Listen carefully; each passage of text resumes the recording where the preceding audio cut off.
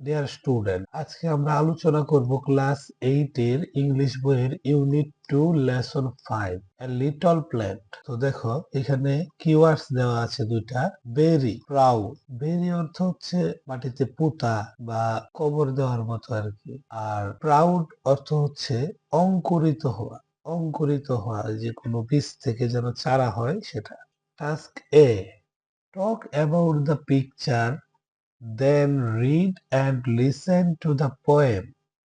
ছবিটি সম্পর্কে বলো, তারপর কবিতাটি পড়ো এবং শুনো। দেখো এই যে একটা ছবি আছে, এই ছবিটা নিয়ে বলতেছে। এই ছবিটা আসলে কি দেখা যাচ্ছে? এটা অঙ্কুরিত চারা। এই যে একটা বীজ, বীজ থেকে একটা চারা বের হয়ে যাচ্ছে। এই কবিতাটাও আসলে এইটাই, একটা বীজ থেকে কিভাবে চারা হয় তারই একটা কবিতা। বলছে প্রথমে কবিতাটি পড়ো, শুনো। তাহলে কবিতাটি আমি পড়ে শোনাচ্ছি অর্থ সহকারে।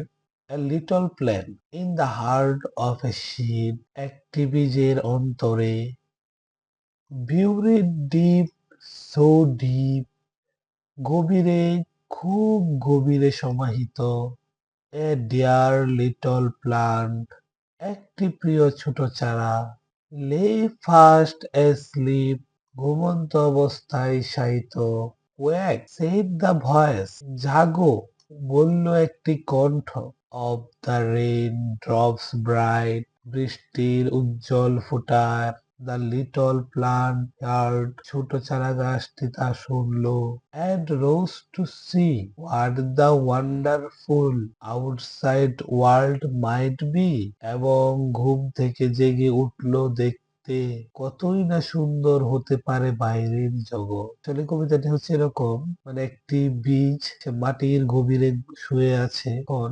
বৃষ্টির কণা পড়লো এবং তাকে ডাকলো, তাকে ডেকে তুললো, জাগো, এবং সেও সাড়া দিয়ে ঘুম থেকে জেগে উঠলো এবং বাইরে জেগে উঠে দেখলো যে পৃথিবীটা কেমন। আসলে চমৎকার ছোট একটি কবিতা। তারপরে দেখো টাস্ক বি তে কি বলছে। As you listen to the poem, notice how these groups of words are pronounced. Practice saying these words. বলতেছে কবিতাটি শোনার সময় লক্ষ্য করো এই শব্দগুচ্ছ কিভাবে উচ্চারিত হয়। এই শব্দগুলো বলতে অনুশীলন করো। তোমরা এই শব্দগুলো বারবার উচ্চারণ করবে এবং বলার প্র্যাকটিস করবে। যেমন sit, deep, asleep, see, heart, world, heard, world, lay, wake, rain, lay, wake, rain. তোমরা এটা বারবার এইগুলার উচ্চারণ গুলা, প্রনাউন্সিয়েশন গুলা প্র্যাকটিস করতে বলছে। Activity C, ask and answer the questions. প্রশ্ন করো এবং উত্তর দাও। Number 1, where is the little plant sleeping? ছোট চারাগাছটি কোথায় ঘুমাচ্ছে? The little plant is sleeping in the heart of a seed. ছোট চারাগাছটি একটি বীজের ভিতরে ঘুমাচ্ছে। 2. Who spoke to the little plant? Who spoke to the little plant? চারাগাছটির সাথে কে কথা বলেছিল? Answer. The voice of the bright drops of the rain spoke to the little plant. বৃষ্টির উজ্জ্বল ফোঁটার শব্দ চারাগাছটির সাথে কথা বলেছিল। 3. What did they want the little plant to do? তারা চারাগাছটিকে দিয়ে কি করাতে চেয়েছিল? Answer. They wanted to little plant to rise and see the wonderful world outside. তারা চেয়েছিল চারাগাছটি যেন জাগে এবং বাইরের বিস্ময়কর জগৎটি দেখে। 4. What two things do plants need in order to grow?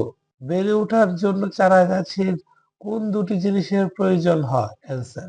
Plants need water and sunlight to grow. বেড়ে ওঠার জন্য চারাগাছের প্রয়োজন পানি এবং সূর্যের আলো। Number 5. Which word in the poem means grow? কবিতায় কোন শব্দটি দিয়ে জন্মানো বোঝায়? Answer. In the poem the word rise means grow. কবিতায় উঠা শব্দটি দিয়ে জন্মানো বোঝায়।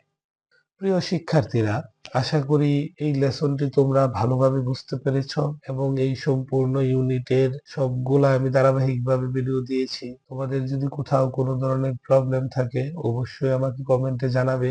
আমি তার সমাধান করে দেওয়ার চেষ্টা করব এবং আমার পরবর্তী ভিডিওগুলা পেতে অবশ্যই লাইক, কমেন্ট, সাবস্ক্রাইব করে পাশে থাকবে। সবাই আমার ক্লাসটি দেখার জন্য অনেক অনেক ধন্যবাদ।